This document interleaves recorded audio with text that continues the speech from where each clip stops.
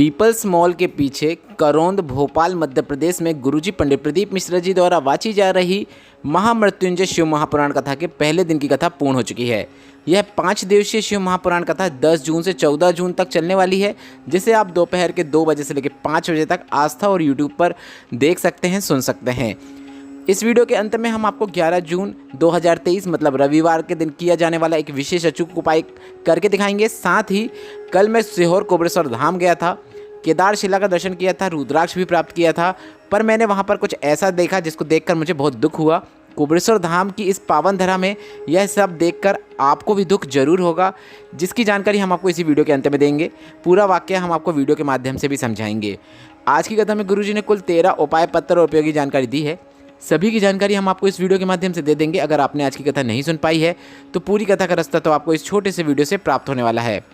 पिछले कथा के वीडियो में हमने आपसे एक प्रश्न किया था कि पुष्कर किस भगवान के मंदिर के लिए प्रसिद्ध है, तो इसका सही उत्तर है ब्रह्मा जी के मंदिर के लिए। और आज के वीडियो का प्रश्न इस प्रकार है कि गुरुजी पंडित प्रदीप मिश्रा जी का जन्म दिवस कब है। इसी महीने जन्म दिवस है। आपके ऑप्शन इस प्रकार हैं 14 जून, 15 जून और 16 जून। गुरुजी पंडित प्रदीप मिश्रा जी का जन्म दिवस जून में कब आता है, आप कमेंट के जरिए वह तारीख लिख के अभी बता दीजिए। हम इस प्रश्न का उत्तर भी आपको कल के वीडियो में जरूर दे देंगे। आपका ऑप्शन इस प्रकार है 14 जून, 15 जून और 16 जून। अब बढ़ते हैं आज की कथा की पहली जानकारी की ओर। गुरुजी ने कथा शुरू होते ही कहा, आप जितना अटैचमेंट अपने शरीर के साथ करते हैं, जितना केयर आप अपने शरीर की कर रहे हैं, उतना ही अटैचमेंट आपका भगवान या फिर परमात्मा के प्रति होना चाहिए। आपकी आत्मा और परमात्मा का अटैचमेंट होना बहुत ही ज़रूरी है। बढ़ते हैं आज की कथा की दूसरी जानकारी की ओर। गुरुजी ने कहा, हमने पिछली कथाओं में भी आपसे कहा है, लैपटॉप आपके पास हो या ना हो उससे फ़र्क नहीं पड़ता, पर आपको अपनी ज़िंदगी टॉप की जीना है। टॉप की अपनी ज़िंदगी जीना सीख लेना है, इसी में आपका जीवन सार्थक हो जाता है। आप दान करो या ना करो यह आपकी इच्छा है, पर एक बात कहना चाहेंगे, आपको अपने स्वयं के ऊपर खर्च करना चाहिए। अपना जीवन आपको आनंद से व्यतीत करना चाहिए। आपको अपनी ज़िंदगी टॉप की बनाकर रखना चाहिए। बढ़ते हैं आज की कथा की तीसरी जानकारी की ओर। महामृत्युंजय मंत्र का जाप जीवन से कष्टों को दूर करने के लिए किया जाता है। महामृत्युंजय मंत्र का जाप रोगी व्यक्ति के लिए किया जाता है। जीवन में अगर बहुत बड़ी परेशानी सामने आकर खड़ी हो जाती है, तब भी महामृत्युंजय मंत्र का जाप किया जाता है। पर गुरुजी ने कहा, शिव महापुराण की कथा कहती है, महामृत्युंजय मंत्र का जाप जो पलंग पे पड़े हुए व्यक्ति के लिए किया जा रहा है, पर अगर आप रोज़ महामृत्युंजय मंत्र का जाप कर रहे हैं तो आपको पलंग पे पड़ने की भी आवश्यकता नहीं होगी, ऐसी स्थिति नहीं बनेगी। बढ़ते हैं आज की कथा की चौथी जानकारी की ओर। गुरुजी ने कहा, घर के अंदर अगर अनुशासन का जीवन जिया जा रहा है, जिस घर में अनुशासन होता है, व्यक्ति अनुशासन से जीवन व्यतीत करते हैं, तो आप ध्यान रखिएगा उस घर में कभी भी दुशासन पैदा नहीं हो सकता। बढ़ते हैं आज की कथा की पांचवी जानकारी की ओर। जगदीश श्रीवास जी पत्र लेकर आए, जिसमें उन्होंने लिखा, गुरुजी शिव भक्ति का क्या बखान करूं। मेरे पिता जिनको अटैक आ गया था, फिर मैंने पिताजी को हॉस्पिटल में ले गया। वहां डॉक्टरों ने बताया कि हार्ट की नस चोक हो गई है, इसलिए उनका ऑपरेशन करना पड़ेगा। शिव की कथा सुनते थे, जिसमें आपने बताया था कि शंकर पर चढ़ी हुई बेलपत्र और उसका जल का आचमन करने का क्या महत्व होता है। हमने डॉक्टर से दवाई लेकर घर आ गए। पिताजी घर पे आराम करने लगे और हमने शिवलिंग पर बेलपत्र चढ़ाकर उस बेलपत्र को देना प्रारंभ किया। 2 माह बाद हमने फिर से डॉक्टर को चेकअप कराया और डॉक्टर ने कहा, अब ऑपरेशन की ज़रूरत नहीं है, ब्लॉक नसें खुल गई हैं। उसी का आभार व्यक्त करने में कथा पंडाल में आया हूँ। बढ़ते हैं आज की कथा की छठवीं जानकारी की ओर। सुमन जी पत्र लेकर आए, जिसमें उन्होंने लिखा, मेरी बेटी की शादी के 10 वर्ष हो गए थे पर संतान नहीं थी। केवल पशुपतिनाथ व्रत किया पर संतान नहीं हुई। इसके बाद दोबारा पशुपतिनाथ व्रत किया, साथ में सफ़ेद आंकड़े की जड़ वाला प्रयोग किया, साथ पर शिवलिंग पर चढ़े हुए जल का आचमन करना शुरू किया। और भोलेनाथ की कृपा से मेरी बेटी के घर में बेटे ने जन्म लिया है। उसी का आभार व्यक्त करने में कथा पंडाल में आई हूँ। बढ़ते हैं आज की कथा की 7वीं जानकारी की ओर। गुरुजी ने कहा, आपके पास 1 लोटा जल भी नहीं है, ना बेलपत्र है, कुछ भी नहीं है, तो आपको बस एक प्रयास करना है। आपको अपने घर से कोई कपड़ा ले जाकर या फिर मंदिर से ही कोई कपड़ा को उठाकर मंदिर की साफ सफाई करना शुरू कर देना है। गुरुजी ने कहा, मात्र इतना कर देने से भोलेनाथ कभी भी आपकी झोली खाली नहीं छोड़ते। भोलेनाथ आपकी झोली जरूर भरते हैं, यह निश्चितता है। बढ़ते हैं आज की कथा की 8वीं जानकारी की ओर।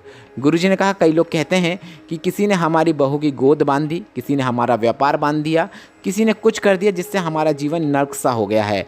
तो इस पर गुरुजी ने कहा, आपको यह बात स्मरण रखना है कि दुनिया का सबसे अधिक जहर पीने वाले हैं महादेव, दुनिया का सबसे बड़ा मंत्र साधना जानने वाले हैं महादेव, दुनिया का सबसे बड़ा अघोरी है महादेव और दुनिया के सबसे बड़े दयालु हैं महादेव। जो आपके नसीब में भी नहीं होता है वह भी वे आपको प्रदान कर देते हैं।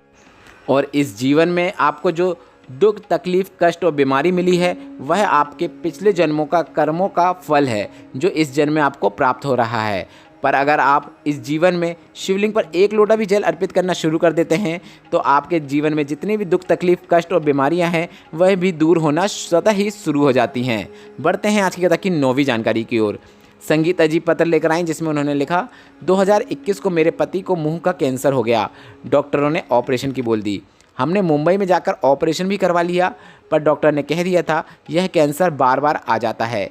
इसके बाद फिर से तकलीफ होना शुरू हुई और हम दोनों पति पत्नी सीहोर चले गए और वहाँ पर हमने रुद्राक्ष प्राप्त करके घर ले आए और उस रुद्राक्ष का जल शिवलिंग पर चढ़ाते, औषधि रूप में प्राप्त करते और उस जल का आचमन करना शुरू किया। ऐसा क्रम हमने लगातार 2 महीने तक किया और 2 महीने बाद हमने मुंबई में जाकर फिर से जांच कराई और डॉक्टर ने कह दिया इनको लेकर वापस जाओ, कौन कहता है इनको कैंसर है, यह पूरी तरीके से ठीक हो चुके हैं। उसी का आभार व्यक्त करने हम कथा पंडाल में आए हैं। बढ़ते हैं आज की कथा की 10वीं जानकारी की ओर। कथा में गुरुजी ने कहा, भोपाल की कथा शुरू हो गई है और यह जल्दी ही पूर्ण हो जाएगी और भोपाल की कथा के बाद हम बिहार चले जाएंगे और उसके बाद हम राजस्थान चले जाएंगे। तो मैं आपको बता दूं, बिहार की कथा जो है खगड़िया बिहार में होने वाली है जो कि 19 से 25 जून तक होगी। इसका एड्रेस अभी गुरुजी ने नहीं बताया है, 2 से 3 दिन में हम इसका एड्रेस आपको इसी चैनल के माध्यम से बता देंगे।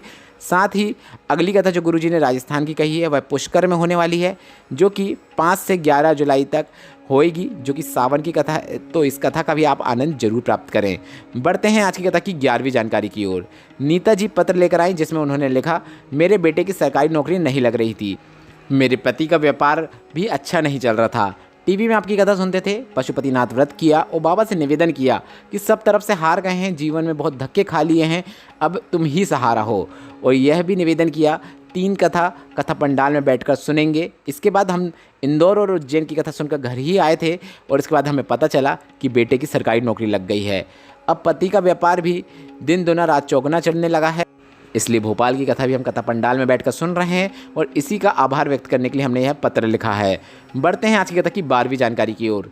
कल है 11 जून, दिन है रविवार का और इस दिन आपको एक विशेष उपाय करना है जो कि हम हर रविवार को बताते हैं। जिनको त्वचा रोग है, सफ़ेद दाग, काले दाग या पिंपल्स जैसी समस्या हो, उनको रविवार के दिन अपने घर से ही सूर्य भगवान को अर्घ देना है। ओम सूर्याय नमः ऐसा नाम लेते हुए, मंत्र जाप करते हुए आपको सूर्य भगवान को अर्घ देना है और उस लोटे को धोना नहीं है, वैसे ही संभाल के रख लेना है।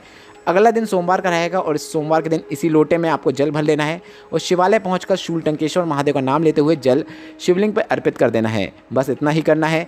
इसके बाद जल को औषधि रूप में प्राप्त कर लेना है, थोड़े से जल का आचमन कर लेना है और जहाँ पर भी आपको समस्या है, परेशानी है, त्वचा रोग है, वहाँ पर उस जल को लगा लेना है।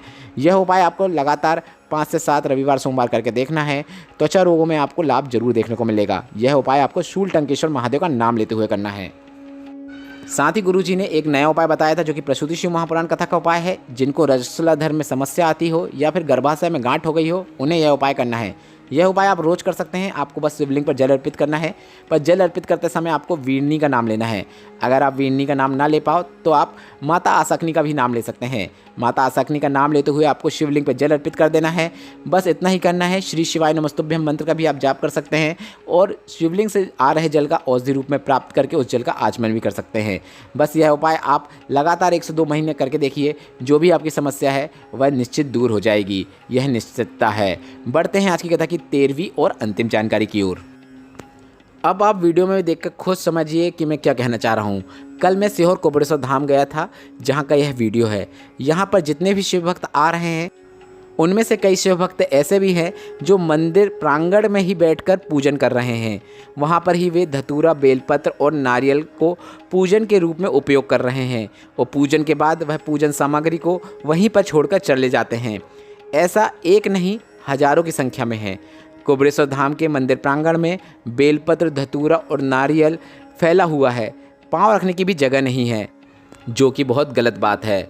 अब इस नारियल में, बेलपत्र में या फिर पूजन की जो भी सामग्री है जो आपने वहीं प्रांगण में छोड़कर चले गए हैं, उस पर अगर किसी का पाँव लग जाता है तो उसका पाप उसे तो लगेगा ही, पर एक बात ध्यान रखिएगा, जिसने पूजन की है उसे भी उतना ही पाप लगने वाला है।